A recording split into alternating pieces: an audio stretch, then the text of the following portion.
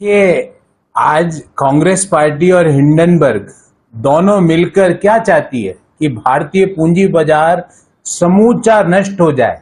पर भारतीय पूंजी बाजार और भारतीय निवेशक और भारतीय कंपनियां एक स्ट्रांग फंडामेंटल्स पर खड़े हैं। आज भी मार्केट में मात्र 0.07% की कमी हुई इतना हाउल्ला करने के बाद।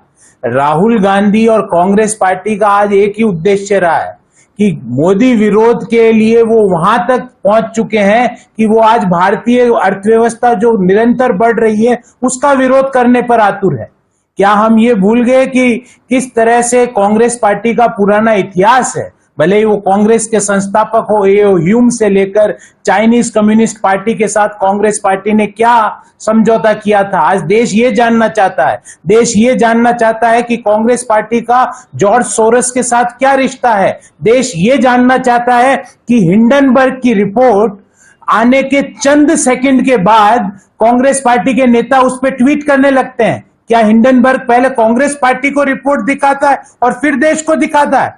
क्यों हिंडनबर्ग घबराया हुआ है सेबी के शोकॉज नोटिस में, जिसमें कहा गया है कि हिंडनबर्ग ने अडानी समूह की कंपनियों के शेयर से 122 करोड़ रुपए का लाभ कमाया है शॉर्ट सेलिंग से। ये समूचा षड्यंत्र इसलिए रचा जा रहा है कि भारतीय अर्थव्यवस्था और मध्यम आय वर्गीय परिवारों के जो सपने हैं उनको नष्ट किया जा सके, सेंसेक्स की जो लगातार बढ़त है उसको नष्ट किया जा सके। पर मैं याद दिलाना चाहूंगा, ये भारतीय अर्थव्यवस्था स्ट्रांग फंडामेंटल्स पर खड़ी है, ये कंपनियों के स्ट्रांग प्रॉफिटेबिलिटी पर खड़ी है। इसको हिंडनबर्ग जैसे जो रिसर्च रिपोर्ट जिनका प्रयोजन सिर्फ भारतीय अर्थव्यवस्था को नष्ट करना और उस आग के अंदर घी डालने का काम जो राहुल गांधी और कांग्रेस पार्टी कर रही है, उसका भांडा फूट चुका है। आज देश कांग्रेस पार्टी से यह जानना चाहता है कि आप आज हिंडनबर्ग का जब आप उसका हिंडनबर्ग की रिपोर्ट का हवाला देते हो तो हिंडनबर्ग ने अडानी समूह से 122 करोड़ रुपया कमाया। क्या आपने कभी उनसे यह पूछा कि वो 122 करोड़ रुपया कहां गया? आपने शॉर्ट सेलिंग क्यों की?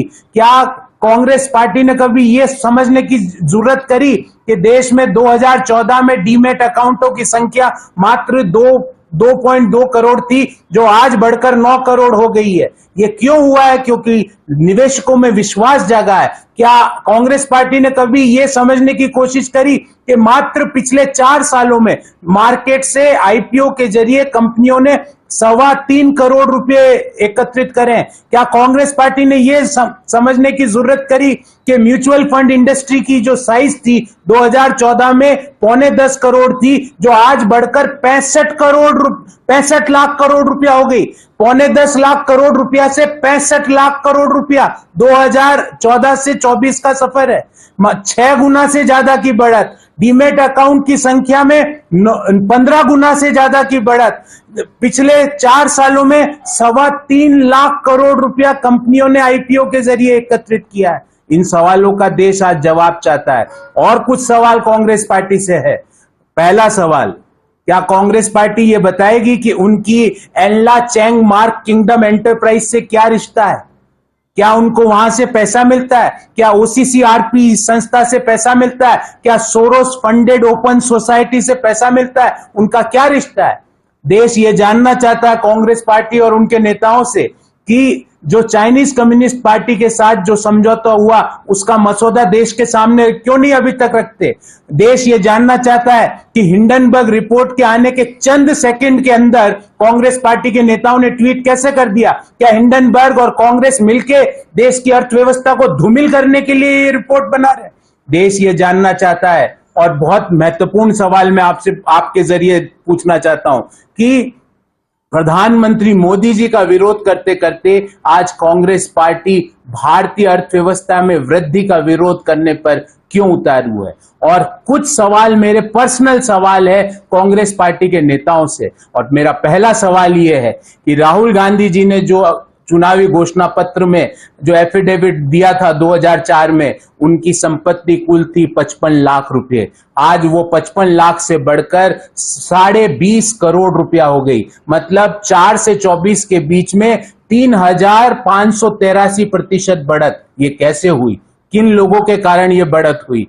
देश ये भी जानना चाहता है कि राहुल गांधी जी जब इन्वेस्टमेंट दिखाते हैं तो वो उन कंपनियों में इन्वेस्टमेंट म्यूचुअल फंड के द्वारा करते हैं जिन कंपनियों का वो दिन में विरोध करते हैं, और उसमें उनका म्यूचुअल फंड के जरिए इन्वेस्टमेंट है। देश ये भी जानना चाहता है कि जो कपिल सिब्बल जी, जो चिदम्बरम साहब, जिनकी संपत्ति आज कपिल सिब्बल साहब की जो संपत्ति है 4 से लेके 22 के बीच 18 वर्षों में 2748% बढ़ी है, और वो हिंडनबर्ग का सवाल उठाते हैं। अभिषेक मनु सिंघवी जी की संपत्ति 2006 से 24 के बीच 18 साल में 2311%, 2311% बढ़ी है, और वो हिंडनबर्ग के ऊपर सवाल करते हैं। चिदम्बरम जी, आपकी संपत्ति 2011 में चुनावी हलफनामे के अनुसार 12.03 करोड़ थी, जो 22 में आज बढ़कर 141 करोड़ हो गई।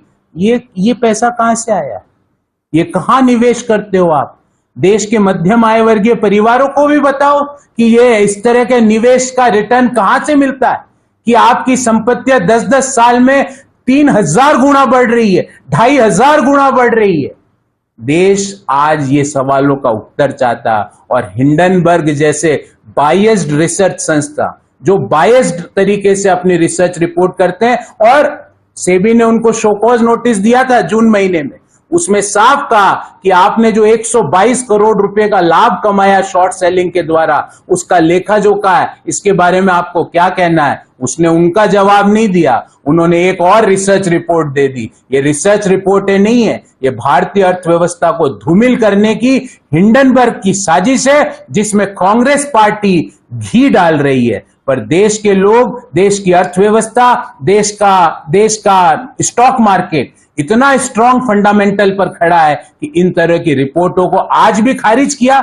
मार्केट मात्र 0.07% से गिरा, मोर और लेस हम कह सकते हैं सेम लेवल पर है। इस तरह की रिपोर्टों को मार्केट ने खारिज कर दिया। जिस तरह से देश के लोगों ने विपक्षी दलों को खारिज किया है, वैसे ही मार्केट ने हिंडनबर्ग और हिंडनबर्ग की आग को फैलाने वाले लोगों के षड्यंत्र को खारिज किया। देश सिर्फ यह जानना चाहता है कि हिंडनबर्ग का और कांग्रेस पार्टी का क्या रिश्ता है, कांग्रेस पार्टी और जॉर्ज सोरोस का क्या रिश्ता है, कांग्रेस पार्टी और चाइनीज कम्युनिस्ट पार्टी का क्या रिश्ता है। देश इन मसौदों के बारे में जानकारी चाहता है।